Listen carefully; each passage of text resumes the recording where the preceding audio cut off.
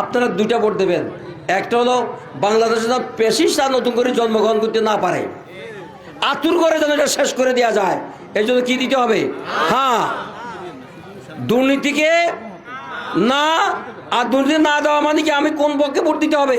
হ্যাঁ, যাতে দুর্নীতি জন্মগ্রহণ করতে না পারে, সাদাবাজ যেন আর বাঁচতে না পারে, এবং টেন্ডারবাজ যেন এখানে না থাকতে পারে। আমি আপনাদেরকে সিন্ডিকেট আছে না নাই? আমাদের সিন্ডিকেট বুঝেন আপনারা? সে বুঝতে হবে, এগুলো না বুঝলে সমস্যা আছে। আপনারা যদি বুঝেন তাহলে অপরাধীরা অপরাধ করতে পারবে না। আমি যখন জেলে ছিলাম, একজন তরমুজ চাষির সাথে আমার সাথে সাক্ষাৎ হলো। আমি জিজ্ঞাসা করলাম যে কী করেন? আমি তরমুজের চাষ করি। তো কেমন পান? বললেন যে আমি আপনার কি বলবো, দুর্ভাগ্য আমাদের। আমি তরমুজ চাষ করে আমি একটা ট্রাক, বড় ট্রাক তরমুজ ধরে নিলাম।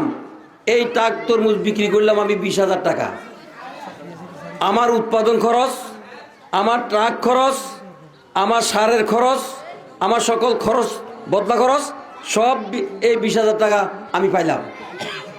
আর আমার থেকে সিন্ডিকেট করে বাধ্য করছে আমাকে 20,000 টাকা বিক্রি করার জন্য। সে এটা নিয়ে চট্টগ্রাম নিয়ে গেল, সে নামাই বেচতো 40,000 টাকা। তাহলে তার 2 ঘন্টার মধ্যে বিজনেস হলো কত? 20,000 টাকা। আর আমার আজকে 4 মাস কাজ করি আমি পাইছি কত? 20,000 টাকা। 15,000 টাকা আমার খরচ, আমি এসেছি 5,000 টাকা। সিন্ডিকেট বুঝছেন তো? এই সিন্ডিকেট টাকা দরকার, তা ভেঙে দেওয়া দরকার।